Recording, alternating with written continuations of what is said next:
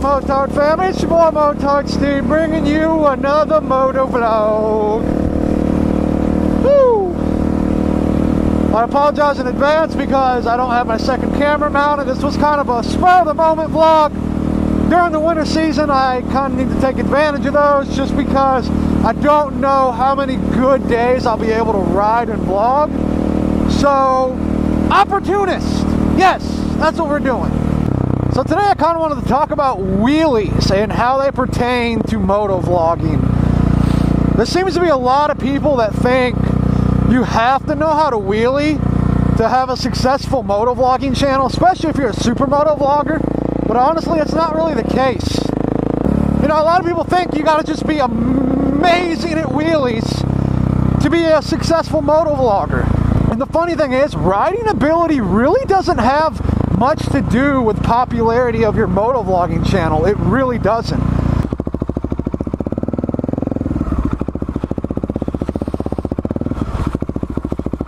Yeah. For instance, some of the biggest motovloggers on YouTube, barely any of them can really wheelie. Now, of course, there's some that can pick a wheelie up, but I'm talking about like wheeling really long distances very well. There's not many of the big guys that really can do that or care to learn how to do that. Because, I mean, honestly, it's not a requirement. You don't need to know how to do it. All it is about getting that really good content. Motovlogging is not much different than just regular vlogging. I mean, look at regular vlogging. It's literally people walking around holding the camera in their hand, doing day-to-day activities, most activities that normal people can do. Going to get coffee, going to a skate park or a BMX park, you know, the BMX vloggers and stuff. It's mainly just being able to shoot things and produce things in a very interesting and awesome way. I've been watching a lot of Peter McKinnon videos, and he was talking about like B-roll footage and things like that. Something I never really knew anything about. For instance, I'm gonna show you guys how I do a lot of my little like transition things. For instance, I'm gonna scroll up here or pan up, whatever you want to call it. I'm gonna make sure the headlight fills the entire frame. So for instance, you just need something that's going to fill up the entire frame. So here we go. We can pan across here. Goes behind that tree. Find you another tree. Continue that motion.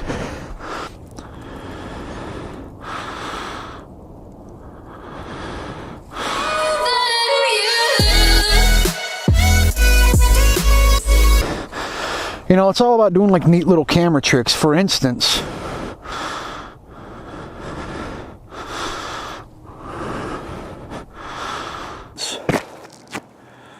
dang, it got dark quick. But I'm still gonna finish the vlog though. Cool thing is, there's a guy that rolled through here and stopped, asked me about my bike. It's always older guys that ask me about my damn Husqvarna, man. A lot of younger people aren't real hip on the Husqvarnas. They don't really know. Like everyone knows KTM, Honda, Yamaha, all that.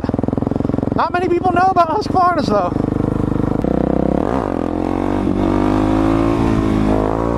Hi! Case in point, like we're talking about. Do you have to be really good at wheelies to grow on YouTube? Look at me.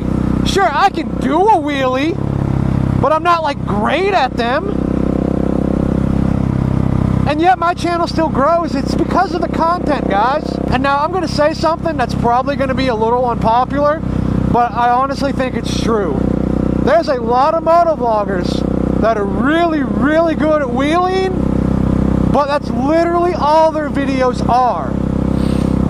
It's just GoPro footage of non-stop wheelies, which, I'll be honest with you, watching a 10-minute long video of nothing but some dude wheeling down the street, it gets old after a while. You gotta have the total package when it comes to motovlogging. You gotta have the editing, pizzazz, and all the cool like camera tricks and transitions and all that. You gotta have the multiple cameras and all that stuff, the camera angles. You gotta have the personality, you gotta have the humor, you gotta be able to make people enjoy watching your videos. variety matters. And I've heard this from numerous people. This isn't just something I've thought of. I've heard numerous people say, yeah man, I get tired of watching so-and-so because all they do is just rip wheelies down the same roads and do the same things, you know, just 7-minute long wheelie montages pretty much. And now another thing is, and now I don't mean nothing bad about this, but to prove to you guys that wheelies and stunting isn't everything is simply this. There's another motovlogger who's been around longer than I am, and last year when my channel was going through its whole like dead period, he was still uploading videos and, you know, gaining subscribers and stuff like that. But I'm about to pass him up, which is insane. It's really insane. Because you want to talk about someone that's really great at wheelies and stuff, that dude is a machine. Like, I don't understand. He's not human, I don't think. You know, wheeling down an entire parking garage, you know, crazy stuff. But yet, I'm about to pass him up in subscribers. You know, look at some of the biggest guys. 6'4" Honda, Chase on 2 wheels, Yummy R6, Do It With Dan, Baker X Derek, just etc, etc. Some of the guys that are the big dogs that have been around for a while. And none of them can really, you know, wheelie super impressively. You know, they're not doing like 5-mile long wheelies and crazy stuff like that. It's all about the entertainment. You gotta have that total package. You gotta have that package. That's what the people like. Or that's what the ladies like. God, my humor sucks, right? It's like I'm making videos for 12-year-olds over here.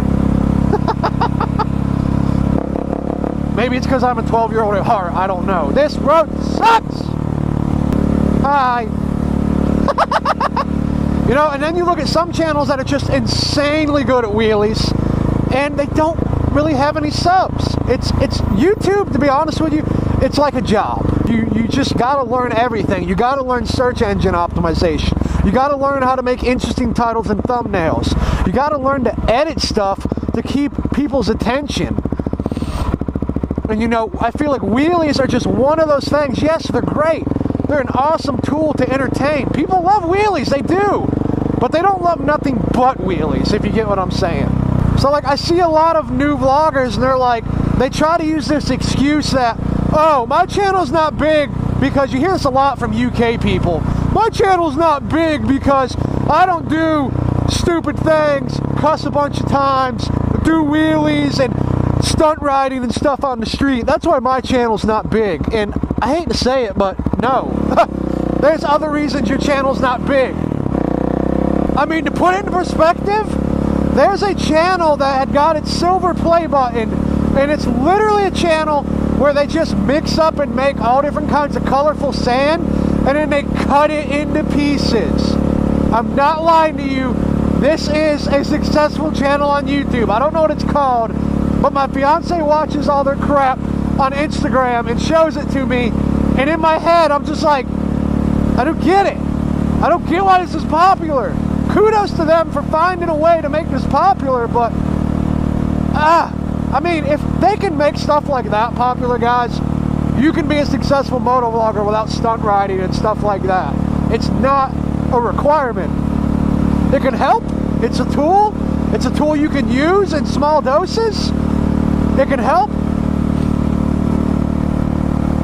But it's definitely not something you have to do. You know, if you go out and buy a bike and you want to make motovlogs, don't feel like you got to do wheelies. Now, if you guys want to know how to make a successful motovlogging channel, now I'm not tooting my own horn, guys. I know I've got a long way to go before I can legitimately call myself a successful motovlogging channel, but I've experienced some really good growth lately.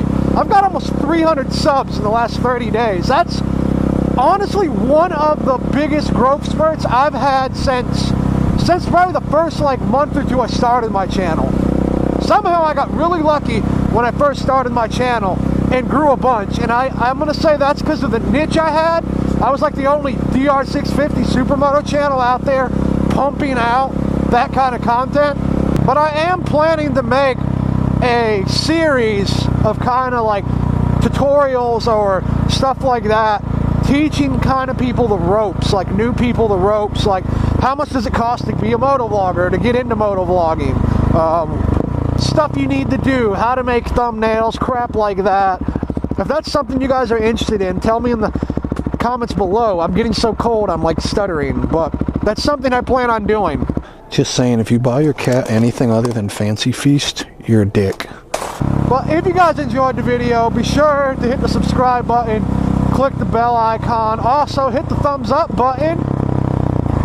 I really do appreciate that kind of feedback. Let me know what you think in the comments below about the topic of, do you have to do wheelies, stuff with your experience on it, all that stuff. But as usual, thank you guys so much for watching, and I'll see you guys in the next video.